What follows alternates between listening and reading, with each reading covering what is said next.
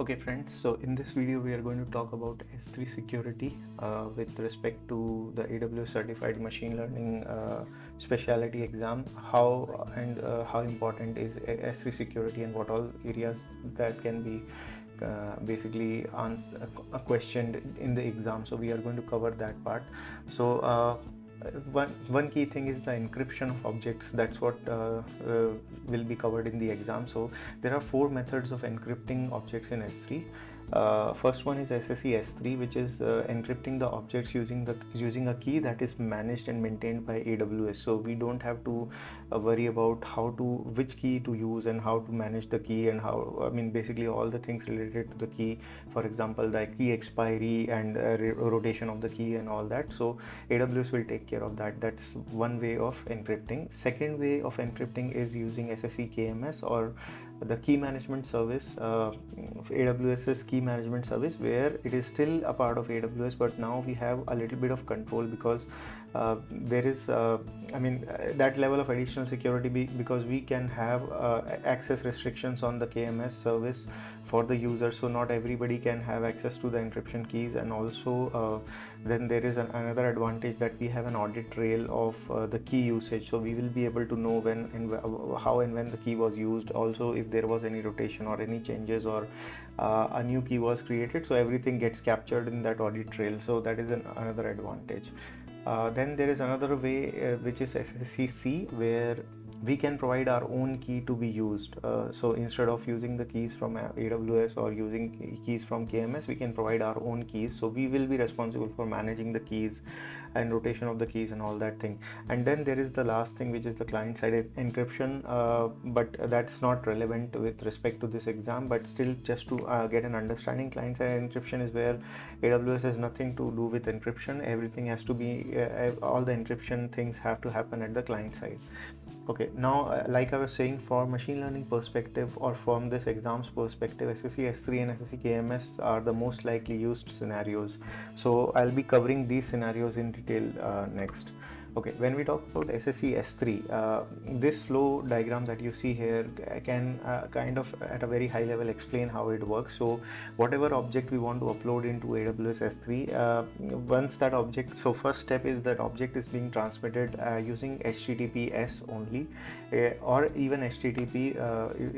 Basically we need to transfer this object to AWS S3. Once the object is there at AWS S3, S3 will use a key which is AWS's own managed key, and use that key to encrypt the data. And once the data is encrypted, it will be stored in the bucket as an encrypted data set.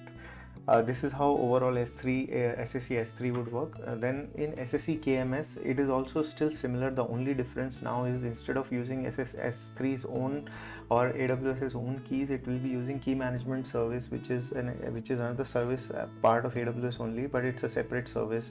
So this time it will be using the KMS customer master key to encrypt the data, and it will still be getting stored within the buckets in S3.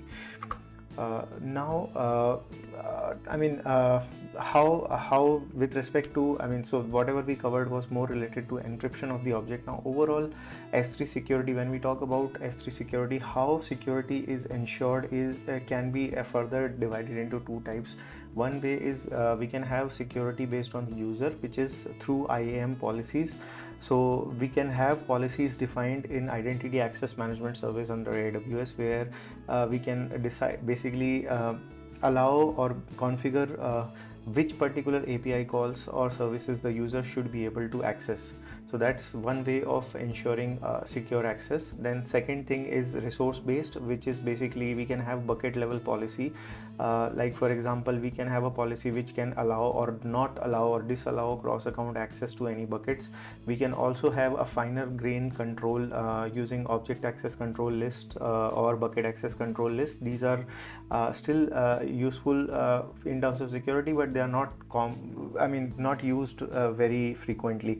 Although bucket access control list is something which is used if you want really fine control, as in very specific set of users or very specific set of data or files, etc., should be given access to the end user, and vice versa. So these are the S3 security areas. Now going more detailed or in depth into S3 bucket policies. So bucket policies are like JSON based documents which have entities like resources, actions, effects, principles, etc. So resources is nothing but what buckets and objects are we talking about, defining which are defined under the policy, or what buckets and objects this policy applies to. Then comes the action, which indicates the set of APIs that are allowed or denied for those particular buckets for the end users. Then what is the effect? Again, like I was saying, in actions, it can be either an allow action or a deny action. The effect is actually indicating whether it will allow or deny. And then the principal, the account of the user to apply to policy to. So basically, which are the users or group of users on which this policy will apply. So this is how the JSON document is structured. We can use S3 bucket policies for key things like granting public access to the bucket, for objects to be encrypted. At the time of upload itself, the object will be encrypted, and cross account access, like I had mentioned earlier as well. So basically, same object or a bucket can have access across AWS accounts, and that also can be controlled using bucket policies. Okay, now there are some key things that apart from these we need to remember. Apart from whatever security things we covered, we need to remember some additional key points which may be asked or touched upon in the exam. So one is a scenario where we have a networking or a VPC endpoint gateway. So whenever there is any scenario or a question related to that, we need to have the key thing to remember is the traffic should always be allowed within the VPC. So if the question is indicating towards having a VPC endpoint gateway or having a VPC where we are running our machine learning services, so the key point would always be to allow the traffic to stay within the VPC rather than having access through public gateway. And then the second important thing is the private services. In our case, it would be SageMaker. So the private services should have an access to the S3 location and still stay within the VPC. Now logging and auditing, that's another area to remember. So S3 access logs can be stored in what we can do is whatever access logs we want to record for any S3 bucket, we can store that into another S3 bucket, and then API calls or any other API calls as well can be logged in the AWS CloudTrail. CloudTrail is another service that AWS provides precisely and specifically for logging, basically creating or generating logs. Now then there is another thing to remember. We can also have a tagged base access, or we can also secure the objects based on tags, which will be in combination with IAM and bucket policies. How it works is once a tag is being given to a particular object, we can use that tag to define our policy in such a way that only the objects tagged with a particular tag value should have the policy applied on them. So that's how it will work. So now I'll be going for a quick demo on my S3 account and showcase how we can encrypt the objects when once the object is loaded, how we can encrypt it, and also at the same time how we can have a default encryption where we can allow, whenever an object is uploaded, it will be encrypted by default. Okay, so this is one sample bucket that I have. So what I'll do is I'll try to upload a file here. I'll try to upload a sample file here. So let's go and upload a sample file. So this is a sample CSV file that I have uploaded here. So once this file is uploaded, so we can see, or we can check the properties of this file. Okay, let me open this file. So if you'll see the properties of this file, it will show that right now the file is not encrypted. So okay, let's see.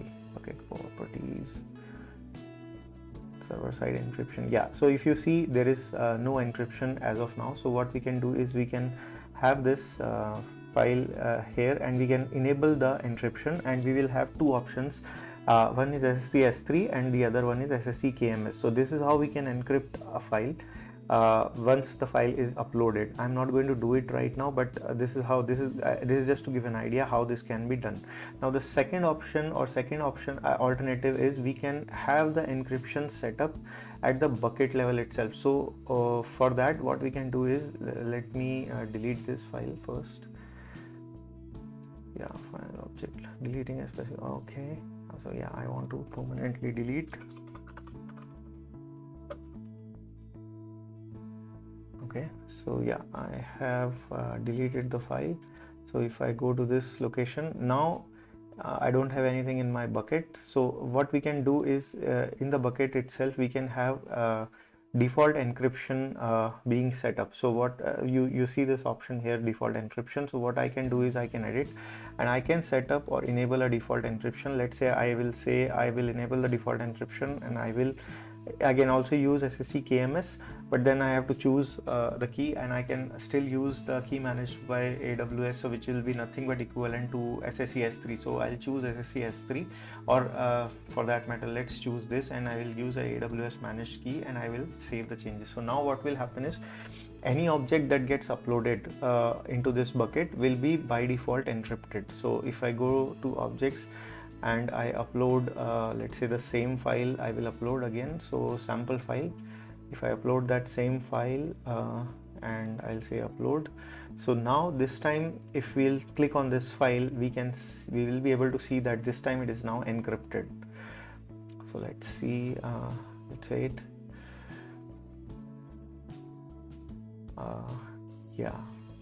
yeah, so now if you see here, this time server-side encryption, it says enabled, and it has AWS KMS master key encryption already enabled. So this is how encryption can work.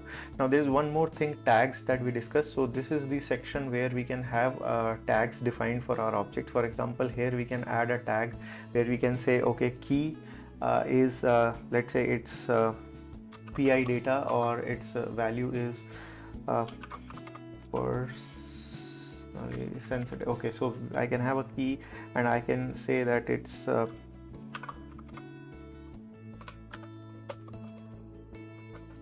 information, like that. I can add a tag, and once the tag is added, the user or the object can be identified using that key, using that tag value itself. So this is how tags are useful. Okay, so I'm not going to create a tag for now. So okay, so this is, I mean, just to give an idea, just to give you an overview how these things work in terms of encryption, and also how to create a tag. So yeah, so that's about it in this video. I hope this was useful, and I will try to continue creating these videos, and hopefully this is helping somebody who, or people who are trying to learn, or people who are trying to attempt for the certification. So thanks a lot for watching this video, and I'll see you in the next one. Thank you.